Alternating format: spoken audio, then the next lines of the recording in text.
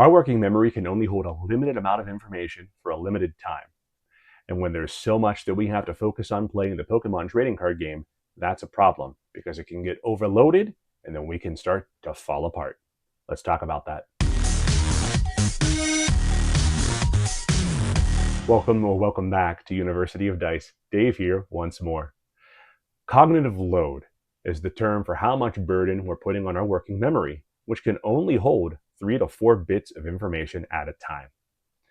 And when there's too much, we don't do so well. Information slips through the cracks. Something we definitely knew is forgotten, like that one card that was prized, or that ability we forgot we already used, and so on. And that's a danger for us because we have complex and ever-evolving board states to analyze and act on when we play. So trying to hang on to all this information can make us feel scattered or anxious and, worst of all, lose. So we have to ask, how do we minimize cognitive load?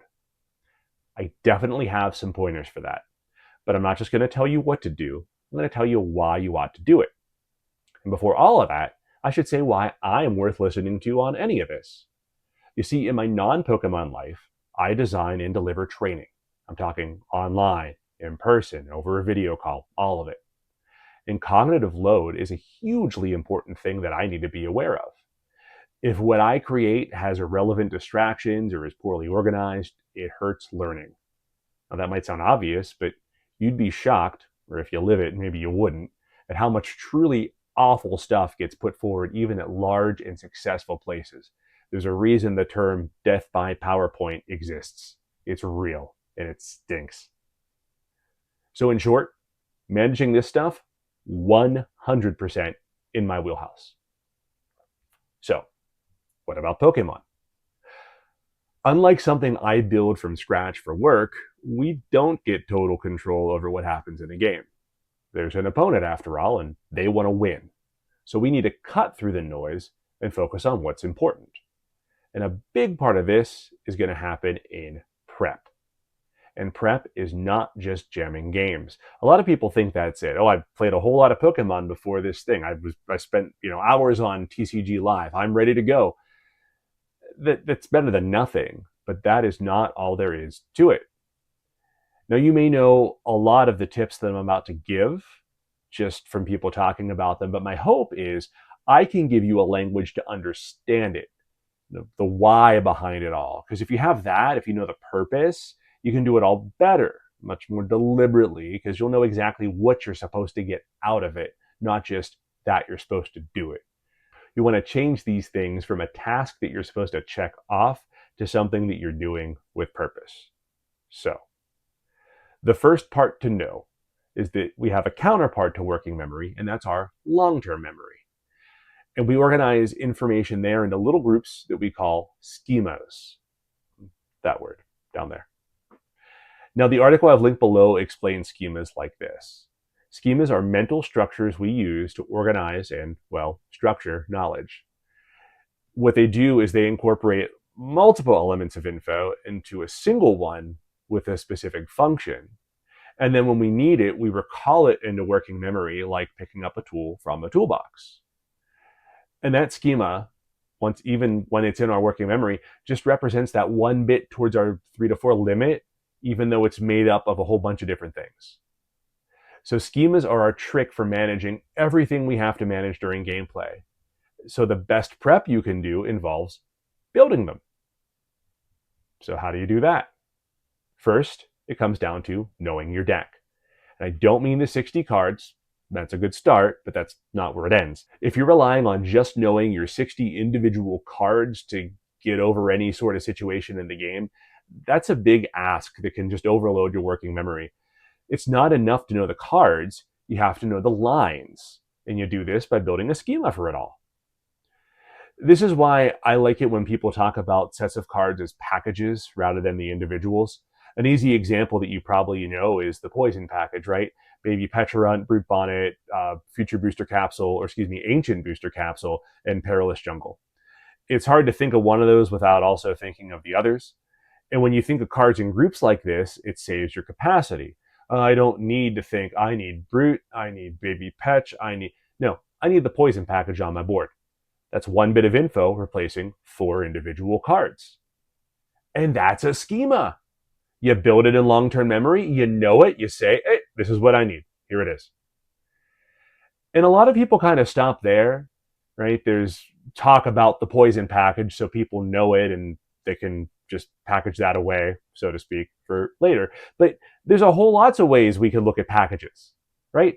In Grim, for example, Arven Energy Search Evo, that's a package.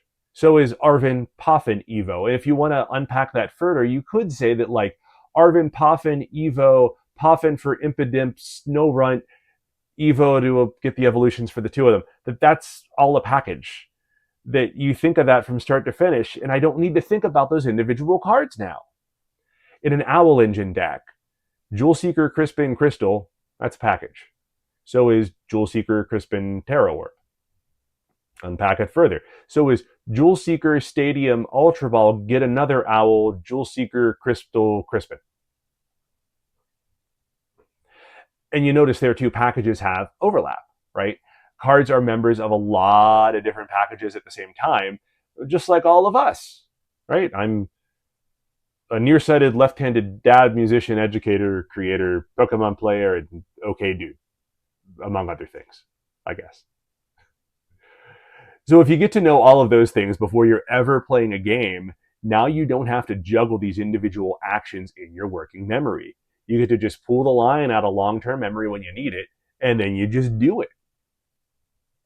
This is where I will once again note the talk Henry Brand did before Worlds, where he gives a great method for getting this info down. Link below if I remember. So you take your list of cards and you spell out every line you can think of, every function a card could possibly fulfill. You make it a living document. You add to it as much as you need to for as long as you need to. Because even the most linear decks have plays that aren't immediately apparent. And when you do this, you're filling up that mental toolbox with useful info for later. And you have a document there that you can study and make sure you know all these things. Now, the next point is you do need to know the other decks. You've heard that before. That makes intuitive sense, right? Know what you're up against. But it's more than just knowing the basics. It lets you better understand what the purpose is of the different cards your opponent has on the board, so you can judge what the real threat is to you. Some of that you can get by gameplay experience, but some of it you could get by studying it in a similar way. Surely not as in-depth as you'd do it for your own deck, but you can at least look at the important stuff that way, right? And then you just know it, not because you had to figure it out in the moment, but because you revealed it already from your prep. And you can just know what cards to focus on and let the other ones slip away from your mind, at least for the moment. If you have some level of that available, that helps you know when to attack, what to attack, when do Iono versus research, and all of that kind of stuff. And in the end, you should have a strong idea of the deck, at least in the context of your own matchup. Now, something else that's helpful with all of this is call it a heuristic. You can think of a heuristic as a guideline for actions that you would take. Kind of like common knowledge, a rule of thumb that you can fall back on quickly without having to super in-depth analyze the situation. They're not always correct, but like 9 times out of 10 they will be. An example would be using Gholdengo's coin bonus to draw cards before you play Arven, because you might draw into what you would have Arven for and save yourself the supporter use, or be able to Arven for something totally different and enable something new that you didn't anticipate you could do. Heuristics are really good for a lot of situations. They aren't flawless though. What you want to be careful with this is when it is that 1 time out of 10.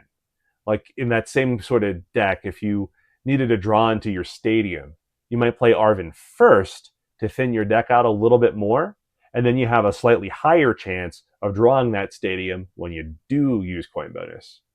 So make sure you're up not just on these common knowledge tricks, but also when it makes sense to stand them on their head. Another aspect of prep that you can do is a whole bunch of just solitaire hands, and I don't mean like sitting there playing a whole game solitaire. It doesn't work. It doesn't really do a whole lot for you to just goldfish the whole game that way. But what you want to do is like use the Limitless Simulator and play a bunch of opening hands. You can practice a couple of different things. One, practice prize checking, doing it quickly and jotting them down. We'll talk about that in a moment. And 2, practice figuring out how to get that initial board state you want as best as you can from any given opening hand. Yes, of course, some of them are going to be bricks, but the more variety you see of opening hands, the more familiar you are with the lines that will set up what you need to set up. You can also practice them in different ways, like imagine, okay, I do one turn and then I'll pretend I was bedewed and I'll do the next turn and can I still do it? Things like that. It helps you creatively think about how to get around those different situations, even if it's just a questionable opening hand. But don't go through the whole game, get a couple turns in, no more than 2 probably, and then just reset it, do it again. And do it a few times a day. A lot. Like more than you think is logical. And finally, do take notes. At least do it about your prizes, right? Since you're allowed to write stuff down, you might as well. Because think about this. Our working memory can hold what? 3 to 4 bits of information. And so you're going to try to recall 6 prize cards. You're going to put that burden on there. In addition to everything else you have to figure out when you're playing the game. That should be pretty obvious to see the problem there. If you get all of this down, every one of these tips, before you play the games, you've streamlined your focus. You can play what's in front of you, free up your working memory for higher stakes decisions that you couldn't prep for, those tactical things that are just going to come up that you never would have foreseen. Cognitive overload is real. And in our game, it's constantly working against you if you let it, so don't let it. Your brain only holds on to a handful of things at once, and the more junk you let in, the more likely you are to misplay. So the key then is master your prep. If you do it well, you'll set yourself up to recall whole lines and strategies as single chunks instead of individual cards, freeing up space to make better decisions under pressure.